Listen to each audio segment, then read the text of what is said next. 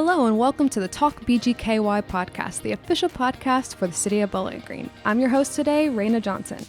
I want to welcome you to today's podcast to talk about a very interesting topic that maybe not a lot of people realize that we have this service with the City of Bowling Green, and that is procurement. Today with me, I have two guests who I would consider subject matter experts on the topic. To my right, let's go ahead and introduce yourself for me and tell me your title and how long you've been with the city. I'm Meghan VanMeter. I'm the procurement manager for the city, and I have been with the city since 2014. Okay. And then? I'm Katie Schaller-Ward. I'm the assistant city manager, and I have been with the city far longer than that. I started in 1996, so I've been here quite some time. Tell me, what is procurement and why that's important? Just give me a basic rundown. I don't know anything about it other than bids. I know that we do bids at some point. So tell me a little bit about your division. Yeah. So procurement is basically the function of strategically procuring or acquiring all of the goods, services, and construction projects that the city has going on. So procurement basically touches every department within the city, whether it's buying chemicals and fertilizers for our golf courses and our parks, or police vehicles for our police fields, fire trucks for our fire department. You've got de-icing for the Public Works Operations Division. That all goes through the procurement division. So any service or good that we need to provide services back to the citizens of Bowling Green goes through procurement. Okay, so procurement, I see it here on the website. You're in the finance department. Can we talk a little bit about why it's structured over there? Tell me maybe a little bit about the history of the procurement division. Going back to when I first started with the city in 1996, procurement was just a function within the finance department. It was one person at the time, maybe two people when they were looking at contracts and agreements and then issuing POs. There has to be a segregation of duties so that you can't do a process all the way through on your own. So one person may issue a PO, a purchase order process where we're capturing the funds to make a purchase or to spend, essentially. So it started in the finance department, and somewhere around 2006, it was moved under the city manager's office and was a function of the internal auditor at that time. And she did that for about a year. And then we transitioned it under the office of city clerk, and we hired an actual procurement manager at that point in time. It might have even been called procurement coordinator. I can't remember the exact title. At that point in time. But that position resided within the city manager's office for up until 2018. Okay. And then that position was moved back under the finance department. It just made sense because it deals with funding, allocation of money that's in the budget process, spending money, which is part of the finance process. And so that's when it transitioned there. It was the fall of 2018 when that happened. And at the time, we had a procurement manager, Marilyn Perigin. Yeah. And she then retired, and Meghan has taken the position since. And so she's been doing a fantastic job with it. It is a one-person office, and Meghan does everything. She has to be there to take care of all the requests, all the questions, deals directly with vendors. Tell me more about that, because you're not just responding to emails or putting out a update for stuff. I hear you go to surplus events, and tell me more about that. So my office, we do take care of posting the bids and running that process all the way through from start to finish. So all of the questions that we receive regarding a bid goes through my office. I will then work with the departments to get those answered to help the vendors submit a responsive bid to us. And then also, we go through the award phase. It goes into the contract phase. And then we also have contract management once it's awarded, where we're ensuring that the vendors are actually doing the jobs that they're supposed to be doing per the contract or per the bid that they submitted on. Oh, can you give me an example of one? Because I see one right now, an open opportunity. It says reference number 2026-19, concrete sidewalk construction. So this is an open bid? Yes, that is an open bid on our website right now that people can submit to. It closes on July 10th, and it is for the construction of a sidewalk on Ridgecrest Way. So we have put that out there. Vendors can download the plan specs, get their numbers together, and submit those back to us. and that one is going to be awarded on lowest cost bid. We have the ability to award on lowest cost or best evaluated bid, depending on the project, and we plan to award that one on low cost. Okay. I see here that y'all have all the past bidding opportunities and what's been awarded here on the website. I will credit you guys. Thank y'all for that information. Very helpful for the public. Yes.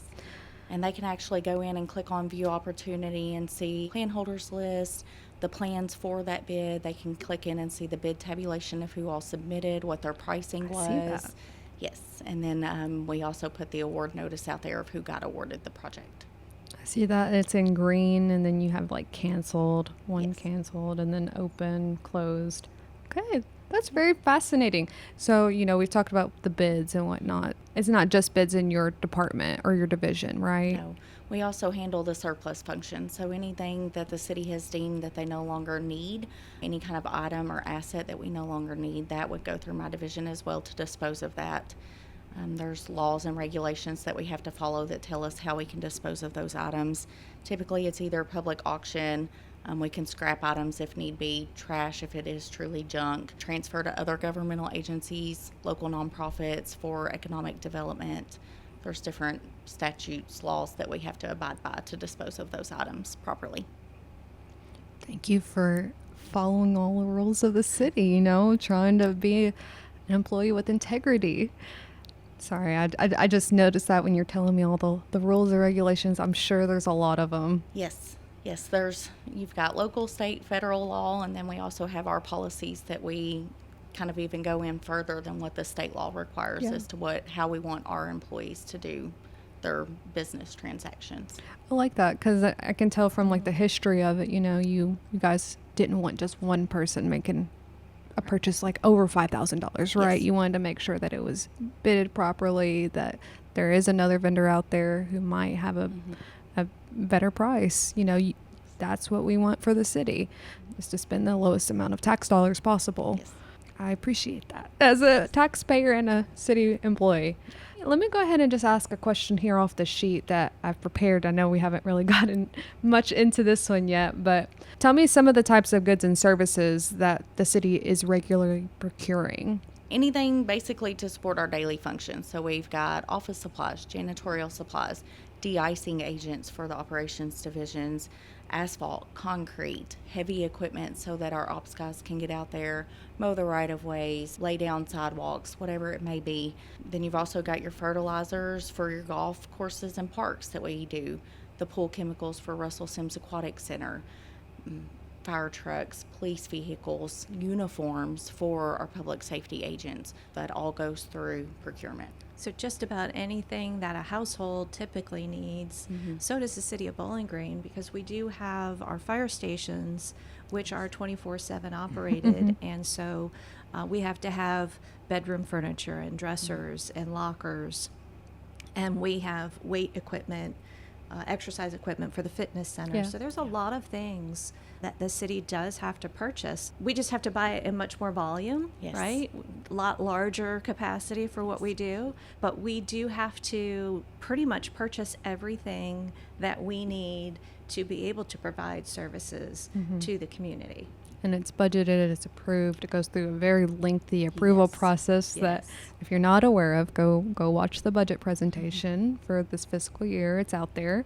It's only 40 minutes, but it's very insightful, informational, and that will talk a lot about what projects they are working on this year. Back to procurement. If someone was interested in doing business, how do they go about getting started? Yeah. So if you're new and you're wanting to start doing business with the City of Bowling Green, I do recommend that you go ahead and get signed up on our e-procurement portal. That's going to allow you to see all of the bids that we have out there, as well as get notifications when any new bids are posted. Then you can also, I would recommend sending myself an email, reaching out via phone, and giving me just some information regarding your business. I can pass that on to our department so that they can reach out to you if something, maybe it doesn't reach the bid threshold, but it's within our quote threshold. That's another avenue that they can have for competition. So we want all the competition that we can get to ensure that we're getting the best value for the taxpayer dollars.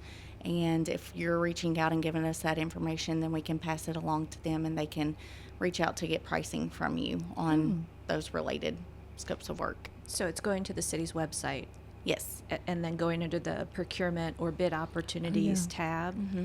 Yeah, I see here bgky.org/bids, and it says city's procurement portal in green. Yes. Very easy to see and get to. Yes. Very, very accessible. I was going to ask, what types of businesses are you used to dealing with? Like some examples of vendors? We do business with just about everything. We've got car dealerships. We've got sanitation services, portable toilet services. Yeah. You've got software vendors for all the software that the city has to utilize for the employees to be able to do Yes. their jobs. Yeah. That reminds me of, was it Tough Books that were Yes. from this past year that Yes. were recently? The mobile data computers that our police officers use in their patrol vehicles.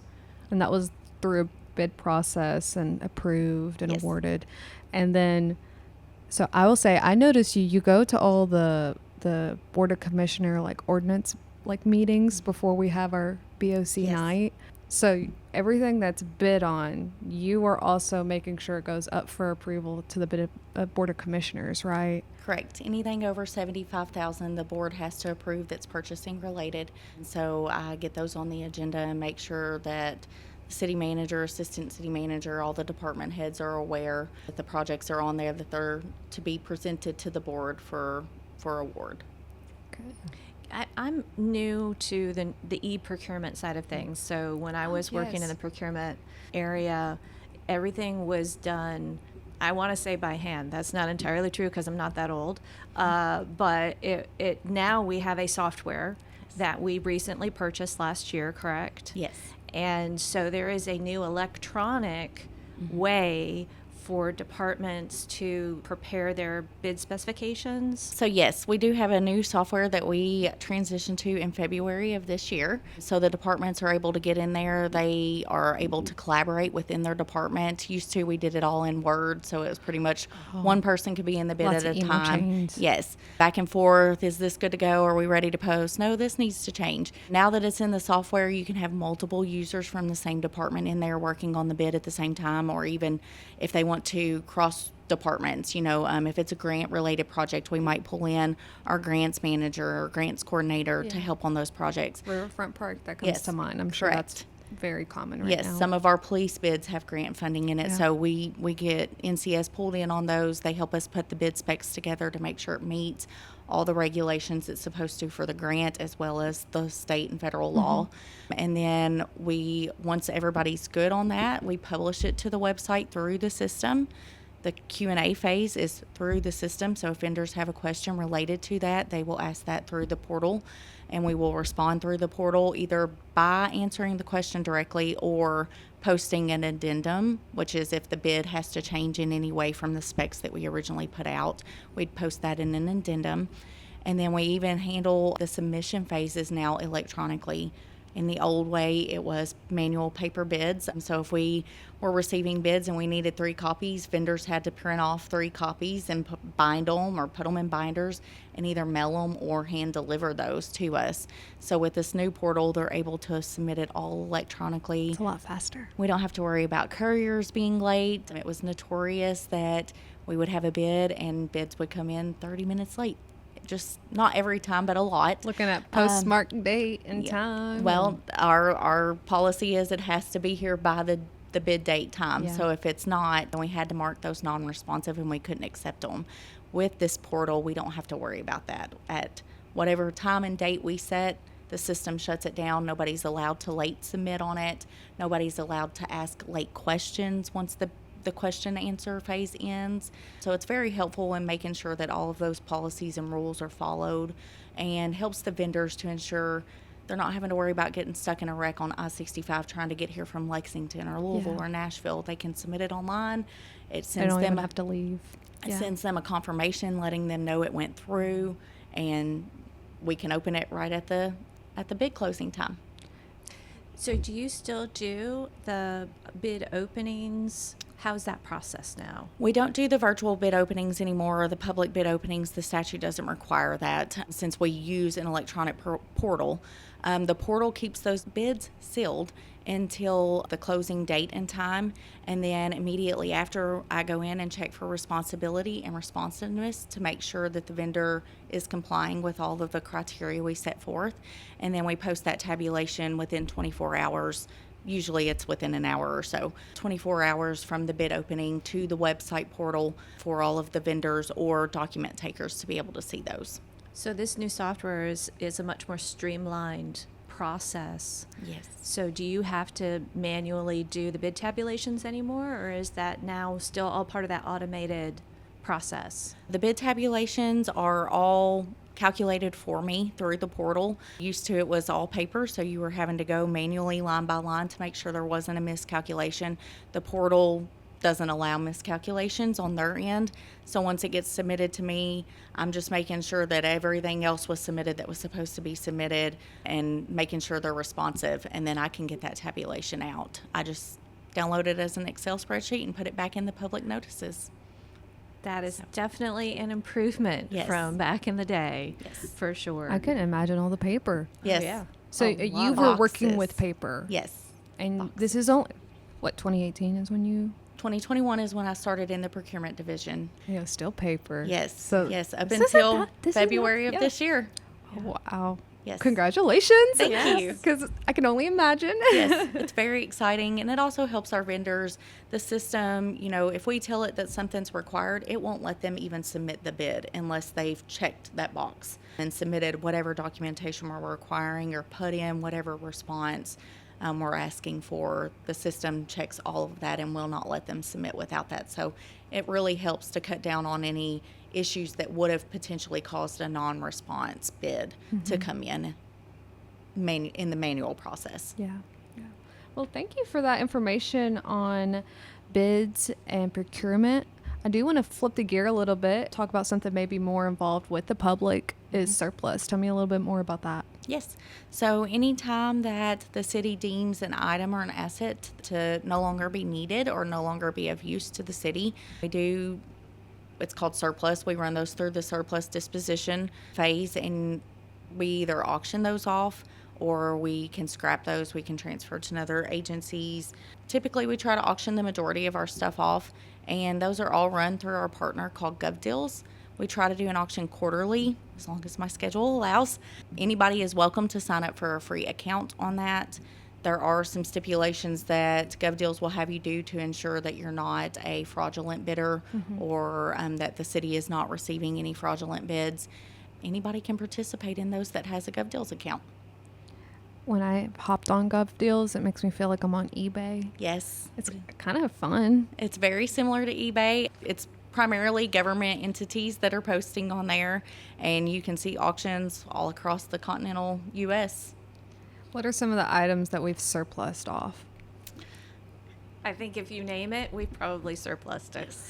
We've had jewelry. We obviously have a lot of prints, office decor, fitness supplies, equipment, mowers, Fire trucks, fire old trucks. coins, power tools. We even had Beanie Babies at one point, didn't we? We had Beanie Babies that were from the police department. Somebody donated them, and with the value of Beanie Babies and it not being consistent across the board, they felt that it wasn't proper to hand those out. So we auctioned those through the surplus auction. That's so fascinating. Yes. See, that's a great story. It also reminds me, do y'all recall was it the German police car that someone got a photo of a few years ago? Apparently it was a old Bowling Green police cruiser from the 60s or 70s, and I might be a little off on this, so I'm going to fact check myself after this and figure out who I heard this from. But someone has in Germany a picture of they've redone and revamped his whole police car, and it has this like old Bowling Green police seal still on it. Okay. But it had to be because they got it from an auction, you know? Well, again, I'm going to date myself. Back in the day when I first started with the city, we actually had physical auctions at a specific location in Bowling Green in town, and you had to be present. The old-fashioned auctions that you're used to going to for antiques or anything like that. I don't know if my generation really knows what that is. Oh, gosh. So you got a bidder's paddle, essentially a bid number, and if you wanted to bid on something, they'd literally go through, and I can't do how the auctioneers can talk as quickly as they can. Yeah, you had to hire them. Yeah, yeah. They have a musical sort of momentum that they go through as they do the bidding process or the taking bids. Yes. And it used to be down at our fleet division. We would load up all of the warehouse space that they have, the grounds outside. We would start at maybe 4:30 in the afternoon and go till wee hours of the morning because we had to go through every single item at that time that we had available. And we didn't really break things into lots like you do now, right? It was every individual piece that we had to sell. Yeah, it was crazy. Very crazy. What a time. I know. What a time. I know. That's a long time ago, though. Yes. We haven't done that. Gosh, I don't know when our last physical auction in that format. Now, we do from time to time, right? There are Fitness equipment, I think, was probably our last live auction. Yeah, when we have a lot of things in one location, we might have that auction at that location just for ease of process. We don't have to move things around a lot that way. Well, I would imagine the fitness equipment is definitely something that a customer is going to want to look at. They're going to want to see. And I'll credit our fitness equipment looked great before we got the newer stuff. I was happy with it before, happy with it now. Yes. They do a great job. And that's one of the reasons we do that is, one, I don't have the capacity at surplus to store all of that. Two, there's not enough plugins to be able to plug it all in and get it tested for the buyers that are interested in buying it. So we just kind of have always left it at fitness, auctioned it from the fitness facility. That way people can see it in running action. Yeah. I do have another question for someone who's listening and might want to participate in future bidding opportunities. What steps should they take to stay informed? Yeah, so you can go to the city's website, bgky.org/bids. You can actually see the surplus page from there. It has a GovDeals link to it. Go ahead and create your GovDeals account. Get everything set up with them that you need to get set up. I will mention GovDeals does have a couple of stipulations on new bidders. Just like I said, to make sure that a bidder is going to be responsive and that they're going to pay in a timely manner. They're going to pick their item up in a timely manner. So those first couple of auctions, they do limit the amount of items that you can bid on, but you can participate in everybody's auctions, not just the City of Bowling Green's through GovDeals, so you're not limited to just us. Just keep an eye out on our social media pages for when those auctions are coming up. We do have to advertise it in the paper. If you do get our local paper, you could keep an eye out on that, and then we also post it on our city website when those are going to occur. So you do a quarterly surplus, is that right? We try to do a quarterly. Like I said, it just depends on kind of what my schedule is. I missed the one in March because we were knee deep in bids. We probably had 15 bids out in March. So it's gotten pushed back. We'll have our next one should be this month, hopefully in July. A lot of times that's because the surplus space is filled up and we need to make room again. Yes.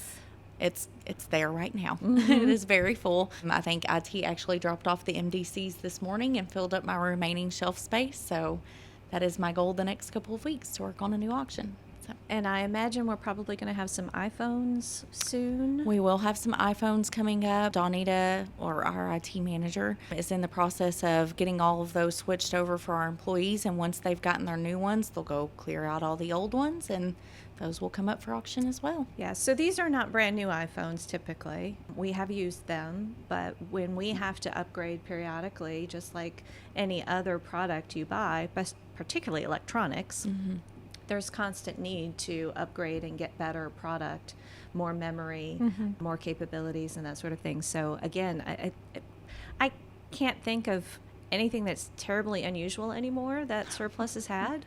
I actually still have a coffee table that I bought probably from the 1996 auction that we had when we changed out the police department before they moved to their current location at 911 Kentucky Street. everything that they had in their former building was put into that auction, and I still have a coffee table from there. So I love that. I Yeah. love that. Filing cabinets, we auction those. My husband's gotten a couple off of there from that, and he uses them in the garage to store all of his shop supplies. Odds and ends. So, Yeah. Yeah, I love that. Well, thank y'all for sharing. Just for a little bit of community awareness before we get going, what's something you think residents might misunderstand about procurement or government purchasing? And maybe you can clear it up for us. So I think that people are often surprised that procurement isn't shopping, it's stewardship. We try to make sure that the city is getting the best value for the taxpayer dollars that we are spending. We know that this is not our private money, that it is coming from taxpayers. So we want to be responsible with that. We want to have a transparent and a competitive process to those expenditures that we are putting out there. All of the goods that we're buying, we try to make sure that it is the best value for the city, that we're not buying stuff that isn't actually needed to perform our jobs, but they're actually needed to in turn provide the services back to the citizens and the community of Bowling Green. And any more advice on what you would give to businesses interested? Yeah, just reach out. Like I said, get signed up on our website. Reach out. My information's on our website as well. You can email, you can call.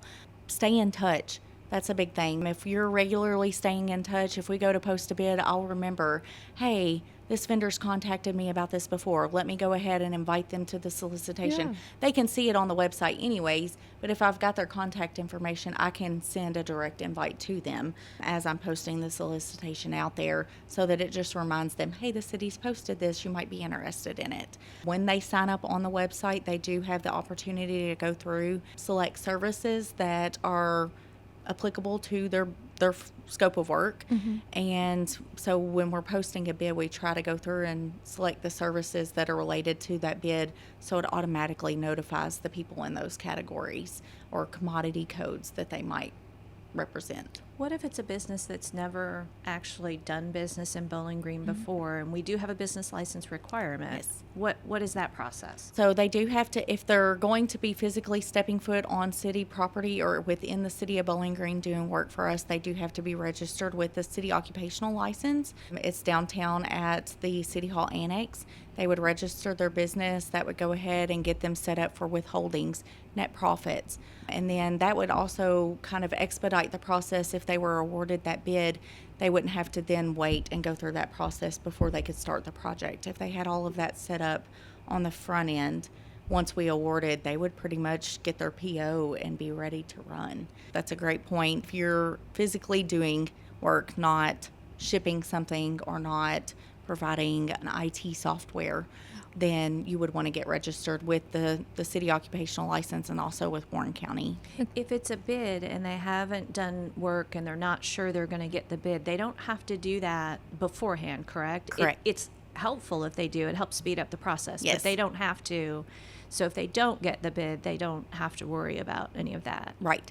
We do not require registration unless you're awarded the bid. So unless you're already doing business in the city of Bowling Green or you're going to start doing business within the city limits, you're not required to register. That would only be if awarded, and then we would go through that whole process with you of getting set up with occupational license, making sure that you're set up in our vendor management software to where we could cut you the PO, issue your payments through. What's the best way to contact you? Is it the purchasing at bgky.org? Yes, an email that we have for the purchasing department, purchasing@bgky.org. You can send your vendor information through there, your business information. You can ask questions through there, and I can respond to it. And my supervisor also has access to it in case I'm out of the office for whatever reason, where she could respond to those questions as well. Just to trail back real quick on the website, I saw you have like your department, and then I see on the left tab it says occupational license. So you can go right to it, access about, get your documents that you need to fill out, and you can submit that on here. Any more information that we'd like to share before we hop off here today? It's been very helpful. Yes, I'm always willing to help. So if you have questions as you're going through either the bid process or the surplus process, feel free to reach out. Like I said, either phone or email is fine. I will do my best to get back to you as quickly as I can. That's part of my job, is that communication with external stakeholders, internal stakeholders. I'm working with everybody to accommodate the needs of everybody. So Thank you for fulfilling and Thank you for taking the time today to talk about what your role is within the city. This has been very interesting for me to hear about procurement and the surplus side of things. We want to encourage residents who are interested in doing business with the city to hop online, bgky.org/bids. All the information that we talked about today is available. Very easy to understand, easy to access. Reach out to Meghan VanMeter if you have any questions. And thank you for listening to Talk BGKY Podcast, the official podcast for the City of Bowling Green. Have a good day.